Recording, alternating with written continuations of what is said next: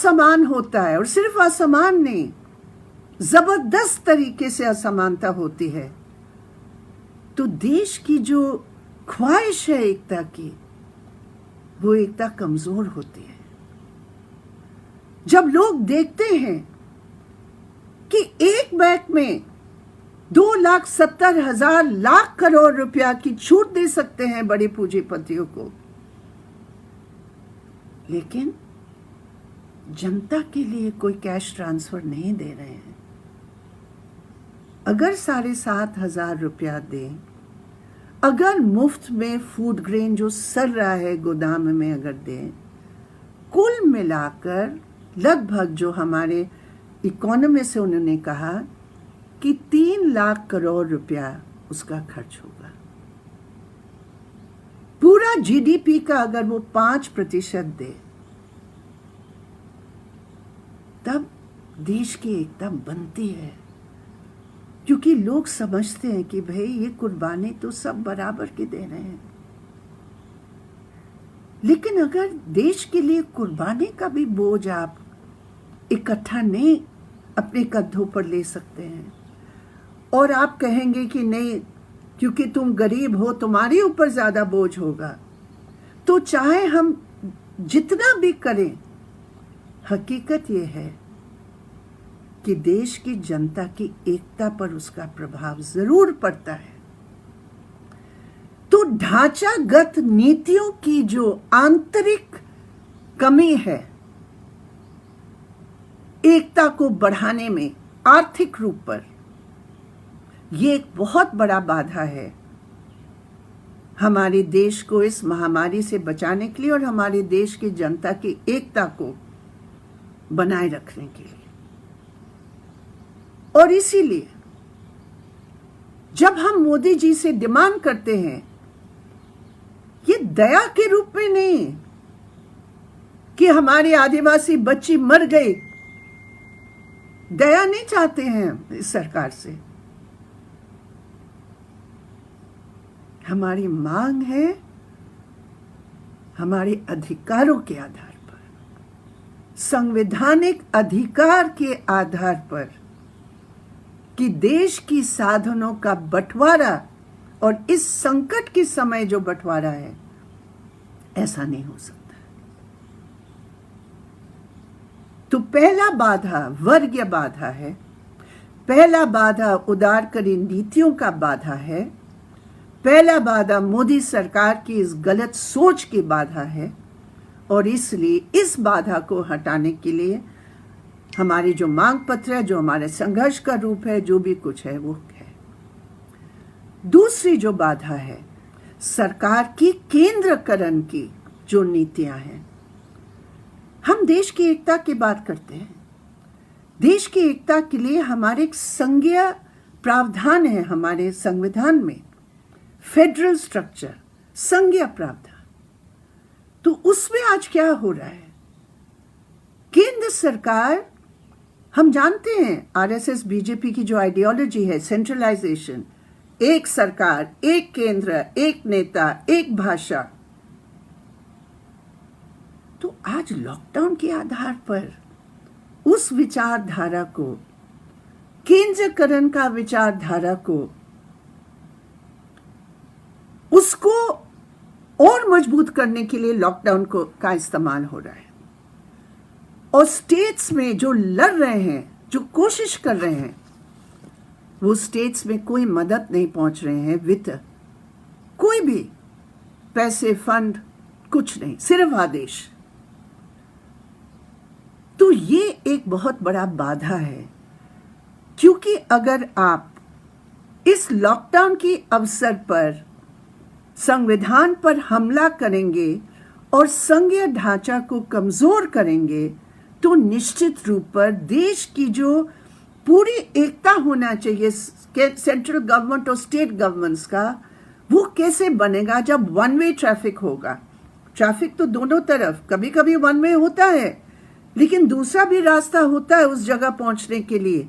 लेकिन अगर आप सब लॉकडाउन करोगे लॉकडाउन के नाम पर, तो देश की एकता कमजोर होती है, कोरोना वायरस के खिलाफ संघर्ष कमजोर होती है, अगर आप संघीय ढांचा को कमजोर करोगे, जो केंद्रीकरण की जो नीति है बीजेपी और जनसंघ और बीजेपी की, वो कमजोर कर रहे हैं हमारे देश की एकता को। इसलिए संघीय ढांचा मजबूत रहे, प्रदेश सरकारों की जो अधिकार है, जो संवैधानिक अधिकार है, वो स्वीकार हो, फंड्स का ट्रांसफर हो स्टेट्स को, अनटाइड फंड भी। आप शर्त मत लगाइए आप इस तरह खर्च करो, उस तरह खर्च करो, प्रदेशों पर छोड़िए, वो कैसे करेंगे, वो जानते हैं अपनी जनता के जो हालात हैं।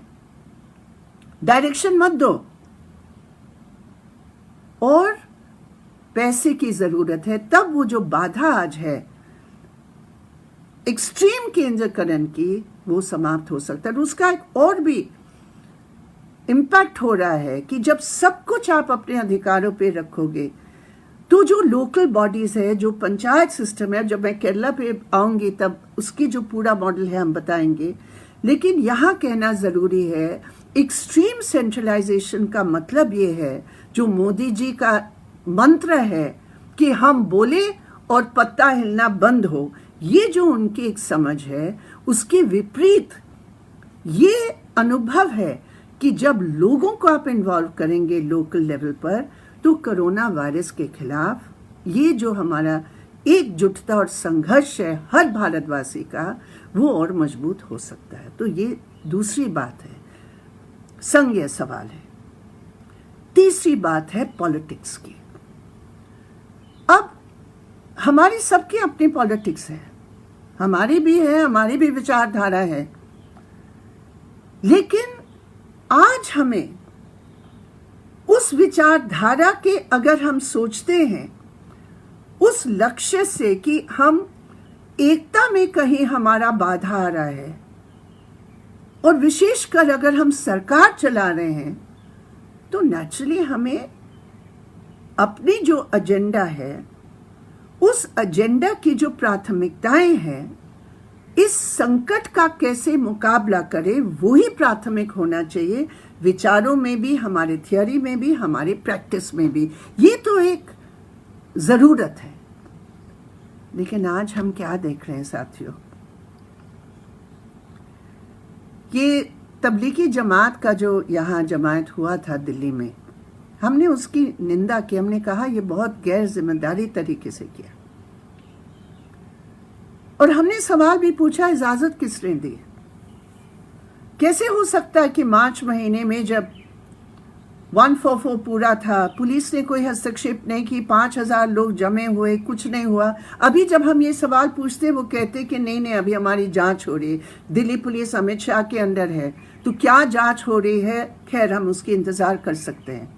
लेकिन उसका पूरे तौर पर एक गलत इस्तेमाल करके देश भर में, और देश भर में नहीं, उसका पूरा दुनिया में भी उसका एक प्रभाव पड़ा, कि जैसे अमेरिका ने उसको चीनी वायरस का नाम दिया, उसी तरह हमारे देश में भारतीय जनता पार्टी और आरएसएस प्रेरित जितने भी लोग हैं, उस विचारधारा से जो प्रेरणा लेते हैं, जो उनकी संकीर्ण समझ है, उसकी जिससे वो प्रेरणा लेते हैं, उससे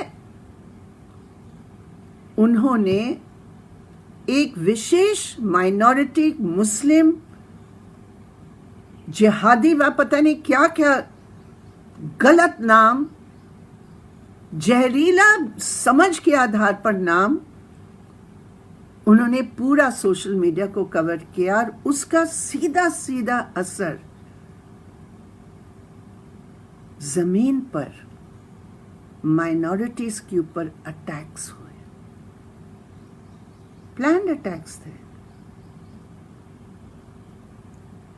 आप कैसे यूनिटी बनाएंगे? आप किस रूप में?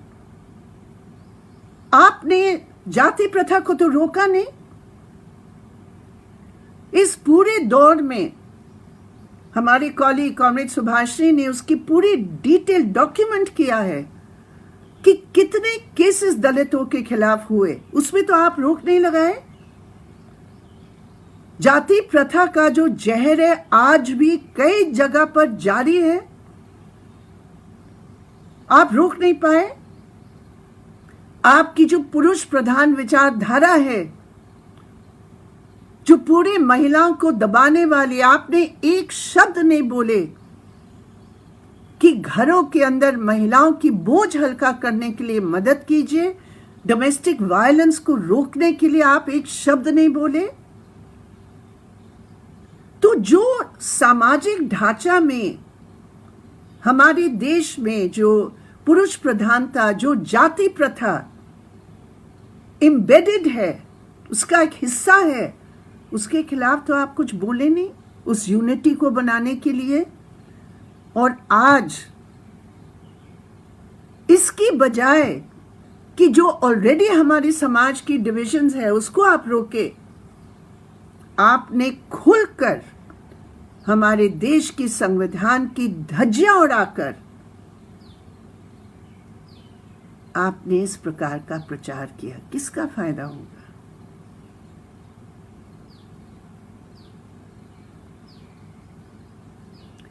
ये हमारे देश के लिए सबसे खतरनाक है। प्रधानमंत्री की बात लोग सुनते हैं। अगर प्रधानमंत्री एक शब्द बोलते कि ये जो प्रचार हो रहा वो बिल्कुल गलत है, बंद करो। हमारे गृह मंत्री हैं, रोज कुछ न कुछ आदेश देते रहते हैं। एक शब्द बोले नहीं, क्यों? क्योंकि जैसे सेंट्रलाइजेशन का जो एजेंडा है वो लॉकडाउन में आगे बढ़ा रहे हैं, उसी तरह जो सांप्रदायिक ध्रुवीकरण का जो एजेंडा है,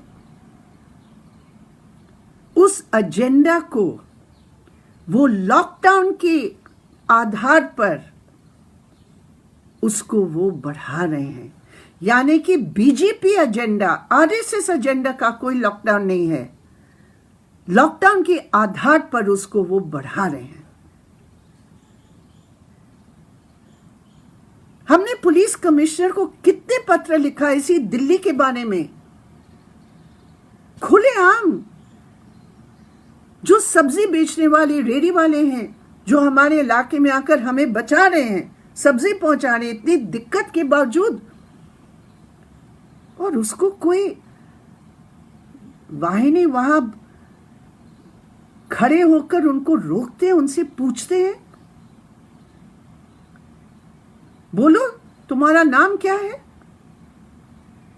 और नाम सुनते ही, धर्म का पहचान करते ही या तो पीटते हैं या लूटते हैं और भगाते हैं।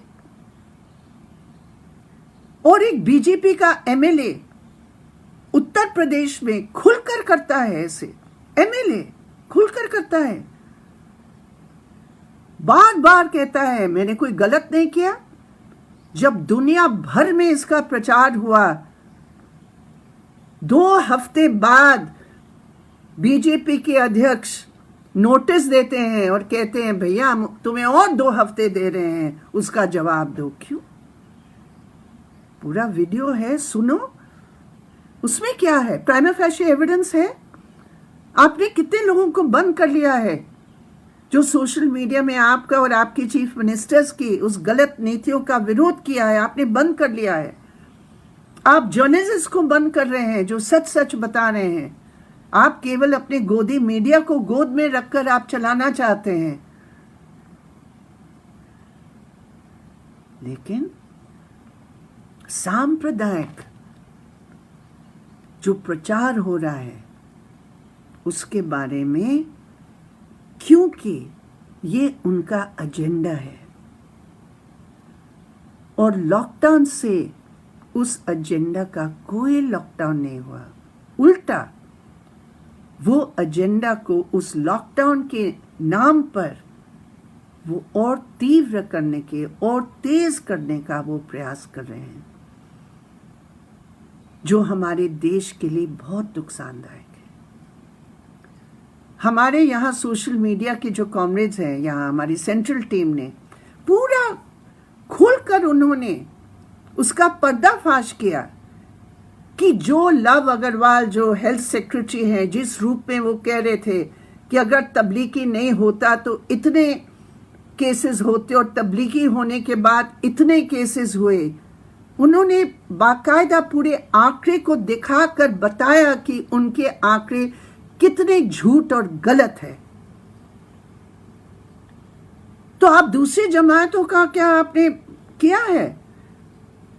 जो अहमदाबाद, जो गुजरात आज सबसे खराब स्थिति में है हमारे देश में, आपने क्या जायजा लिया कि नमस्ते ट्रम्प की उस जमात जो फरवरी में हुई, फरवरी की 3rd वीक में जो हुई, उसमें कितने लोग इन्फेक्टेड हुए? आपने कोई टेस्टिंग की? आपने कोई आंकड़े लगाए? आपने कोई आंकड़े लगाए? जितने भी आपके तमाम जो कॉन्फ्रेंसेस हुए हैं, जो सोशल डिस्टेंसिंग, फिजिकल डिस्टेंसिंग को छोड़कर आप लोगों ने किया मध्य प्रदेश में, कौन नहीं जानता है? आपने उसकी कोई टेस्टिंग करके दिखाया? नहीं, क्योंकि आपका मकसद है कि हम जनता का जो आक्रोश होगा कि हमने उनको कुछ भी नहीं मदद दी, उस आक्रोश को हम पहले से कैसे कमजोर करके बांटे और कहें कि हमारा कसूर नहीं है, ये तो एक विशेष कम्युनिटी का कसूर है जो ट्रम्प कर रहा है।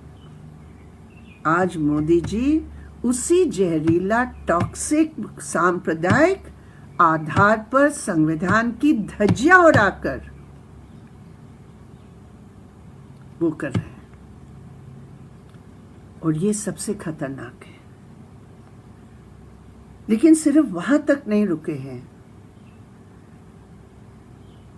सबसे बड़े बाधा अगर सांप्रदायिक के रूप में आ रहे हैं सामने, उसके साथ साथ नागरिकों की जो नागरिक अधिकार है, जो सिविल लिबर्टीज है, जो जनवादी अधिकार है, उसको इस लॉकडाउन का फायदा उठाकर उसको वो रोकने का,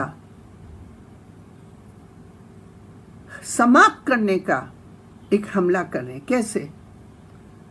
आप सब जानते हैं कि दिल्ली के फरवरी के लास्ट दिनों में 23 तारीख से शुरू करके यहाँ दिल्ली में दिल्ली चुनाव के 10 दिन के परिणामों के बाद, जिसमें भाजपा का सफाया लगभग हुआ था, केवल कितने 8 सीट्स मिले, तो उसी इलाके में जहां अधिकतर बीजेपी की सीट्स है, 5 सीट बीजेपी के है वहां जो जीते, नॉर्थ ईस्ट दिल्ली बोलकर जो पूरा रीजन है हमारे देश की राजधानी में, वहां उन्होंने नफरत की बीज जो डाले थे चुनाव के दौरान, वो उन्होंने और ज़बरदस्त तरीके से उनकी नेताओं के द्वारा उन्होंने ऐसे भाषण, वहां उकसाने वाले भाषण, और फिर पूरे प्लानिंग के साथ उन्होंने ये दंगे को शुरू करवाया। और पहला दिन दंगा मैं इसलिए कहती हूँ क्योंकि क्लैशेस हुए थे, दोनों तरफ लोग घायल हुए, दोनों तरफ डैमेज हुआ। और उसके बाद जैसे गुजरात में आप कह सकते हैं, जो हमने देखा कि पुलिस एक तरफा माइनॉरिटी कम्युनिटीज के ऊपर जो अटैक्स हो रहे थे, पुलिस ने पूरे तौर पर साथ दिया। और उसकी पूरे, ये मेरी बात नहीं है, ये तो पूरे तौर पर इमेजेस हैं, जो वीडियोस हैं, जो सारी खबरें हैं, अखबारों ने भी कुछ छापा भी है, तो वो सब सार्वजनिक डोमेन में है, सभी लोग ये जानते हैं। मैं उसकी डिटेल्स में नहीं जा रही हूँ, अलग एक मुद्दा है। लेकिन आज पुलिस क्या कर रही है?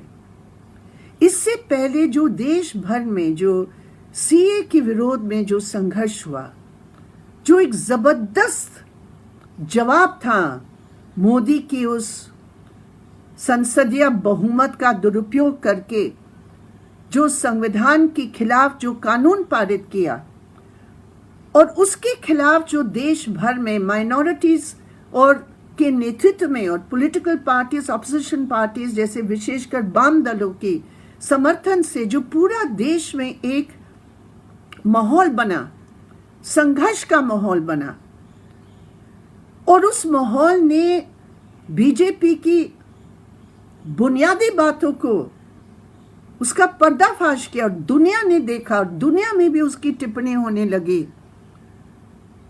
आज उस संघर्ष को हमेशा के लिए दबाने के लिए दिल्ली के अंदर जो एंटी सीए प्रोटेस्ट में जो हमारे साथी उसमें नेतृत्वकारी भूमिका अपना रहे थे, उन सबको दंगे की हिंसा के साथ जोड़ने की अमित शाह के नेतृत्व में होम मिनिस्ट्री और दिल्ली पुलिस की पूरी साजिश है। आप जानते हैं ना कि आज तक जेएनयू की जो घटना घटी उसमें कोई अभी तक जांच की क्या बात है, एक भी गिरफ्तार नहीं हुआ। ऐशी घोष की सिर को फाड़कर जो जेएनयू की प्रेसिडेंट है, आज तक कुछ नहीं हुआ उसके बारे में, कोई एक भी गिरफ्तार नहीं हुआ। लेकिन जामिया के सिर्फ जामिया स्टूडेंट्स ने, जामिया की जो एलुमनाई है जिसमें आईएएस ऑफिसर्स हैं, आईएफएस ऑफिसर्स हैं, सीनियर ब्यूरोक्रेट्स हैं, प्रोफेशनल्स हैं, हाईली टैलेंटेड लोग हैं जो देश के लिए काम कर रहे हैं, पूरा एलुमनाई एसोसिएशन उनकी प्रेसिडेंट को उन्होंने गिरफ्तार कर लिया और पूरे एफआईआर में यूएपीए डाल दिया। और रोज उनको गिरफ्तार करके लोधी रोड की जो वहां जांच होती है स्पेशल ब्रांच की, पूछताछ हो रही है उनकी, और पूरे तौर पर मैन्युफैक्चर्ड चार्जेस इनके ऊपर लगाकर उस संघर्ष की रीढ़ को तोड़ने का ये लोग प्रयास कर रहे हैं। और कैसे हो पा रहा है? लॉकडाउन के कारण। तो ये लॉकडाउन आज मोदी सरकार ने ये समझ रखा है कि ये लॉकडाउन के आधार पर अपना जो एजेंडा है उसको हम बराबर आगे बढ़ाते रहेंगे। क्यों? क्योंकि इसका खुलकर विरोध नहीं हो सकता।